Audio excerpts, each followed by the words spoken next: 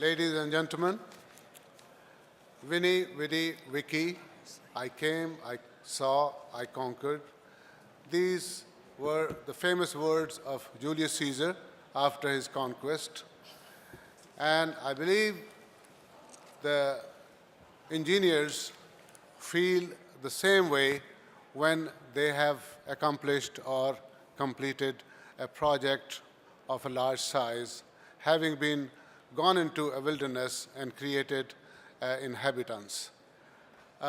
Railway project in the Kingdom of Saudi Arabia, North-South Railway, has been a big a challenge for the construction, and we in Bin Laden were very fortunate to play a role in this big project.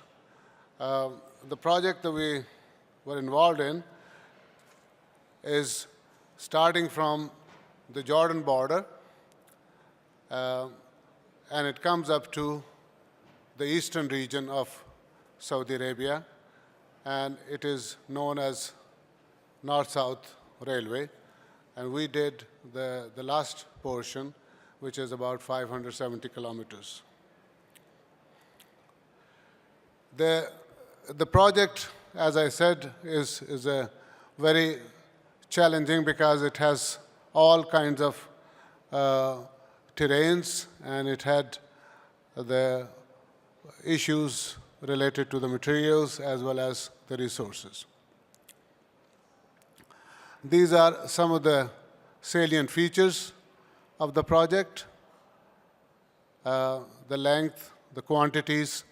The earthwork is about 50 million cubic meters of earthwork which was to be done on this project. For the earthwork, we used equipment to remove the rock. We had to use dozers, etc., for the excavation, and the embankment we had to use rollers and graders. For the sub-ballast layer, which is the layer just below the ballast for the track work, we use auto graders in order to speed up the construction work. In certain areas, especially in the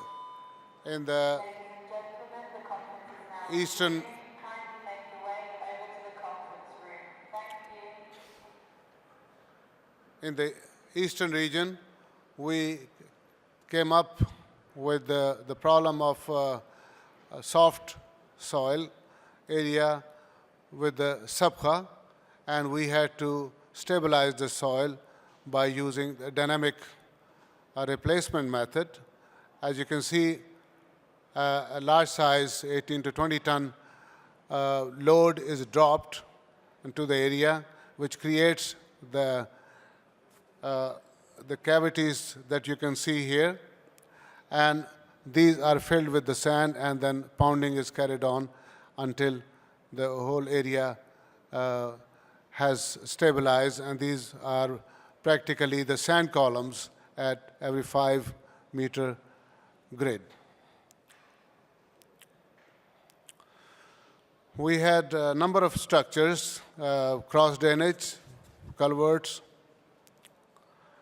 and bridges, and the camel crossings. We had about 15 bridges and 11 camel crossings along the alignment. The bridges are single span girder bridges, and the construction was carried on both during the day and night.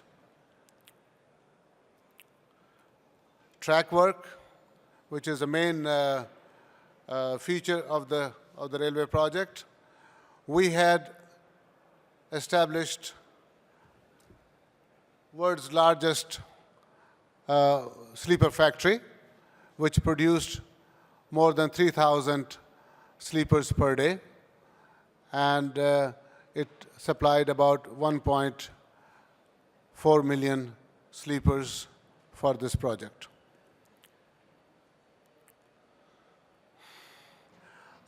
Logistics is a big issue on a project of this size. We had to organize so that the rails and other items related to the railway project arrive on time so that the work of the track laying can be accomplished at the proper schedule. For that, we had arranged a receiving area of rails near the port, and then we had a big yard on site where the rails were processed into long welded rails from the 25-meter lengths as received from the manufacturer. The track laying was carried out with this track laying machine, as you can see in the top photo, and we were placing around 1 kilometer a day. This machine is fitted to place the rails as also the sleeper at the same time. The work was done both during the day and night in order to complete the work on time. As I mentioned earlier, logistics was an important factor. We built a big storage yard for the rails, which were arriving from Europe. And then in the same yard, we had the facilities to do the welding of 25-meter long rails into 250-meter long welded rails. We also had a big storage area of ballast, and ballast was sourced in the area. We were very fortunate to find one location where the ballast material was available. Otherwise, most of the aggregate available did not have the specified strength, and so it was only one source, and we did the crushing and stored the material.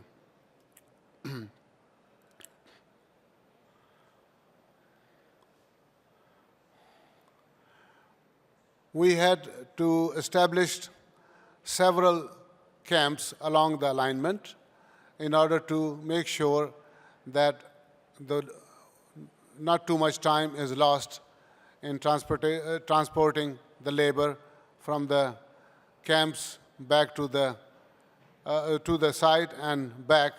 And therefore, on a number of locations, we established the main camps, and then in between, we had what is called flying camps, where we would house the labor on a temporary basis.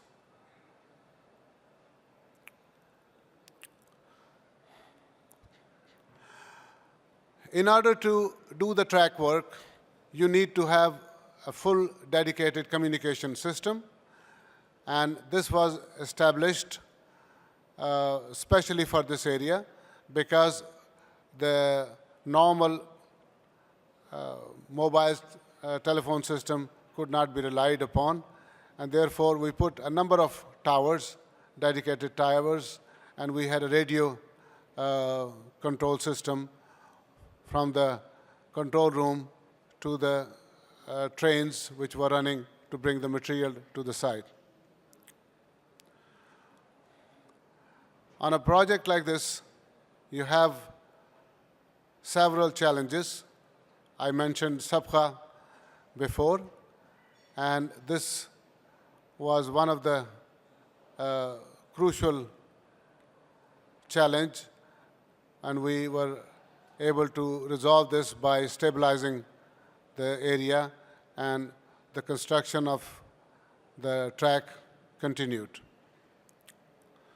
We also have our share of dust storms and moving sand, which kept us busy all throughout the construction period and even thereafter, in order to keep the sand away from the track, and several times, it impeded our work.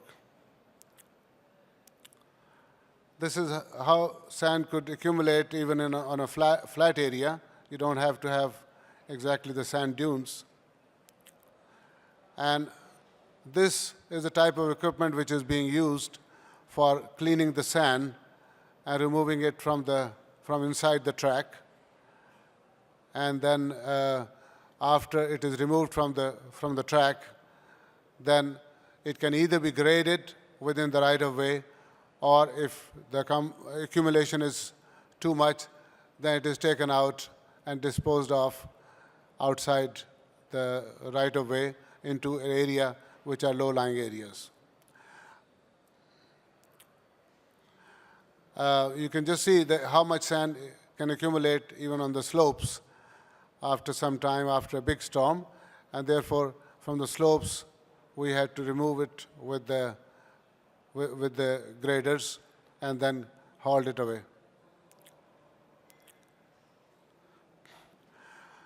We have also studied and placed some dikes on both sides of the embankment in order to actually intercept the sand before it reaches the right-of-way, and this seems to be quite successful and reduces the amount of sand going into the track. Surprisingly, in the areas which were cut areas, and what we had done was we had taken out the cut material and put it on both sides of the back slopes away from the slopes, and we found that in those areas the track was totally clear and there was no sand accumulating there, although we had to clean the sand from behind the dikes. So it seems like dikes seems to be working very well if they are properly designed. We had some areas where the embankment we have to construct crossing a wadi range more than 30 meters. So that was also a challenge, and we constructed this embankment using the rock in the area, and this was a lot of material which has to be used in this area. These are what is called turnouts in the siding area, and also in the marshalling yard. We have turnouts in order to shift from one track to another.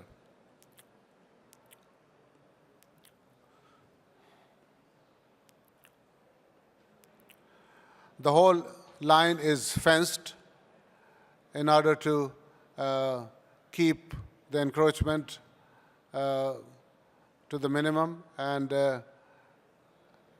especially no traffic should pass through or across the rail. Sometime we found some visitors coming, and seems like they are also inspecting our track work. I'd like to thank you, and I'll be happy to take any questions that you may have. Thank you very much. It's certainly something in the UK that we don't have a problem with sand. We have snow, but at least after a while that melts away. So I found that quite interesting, the issues around sand and the real. We also don't have camels wandering onto the track. a smaller animal. Good thing snow melts, but sand Yes, yeah, I can see that. Right, so we've got a few minutes now, so it gives opportunity to anyone ask any questions about what you've heard or in general about the North-South Railway.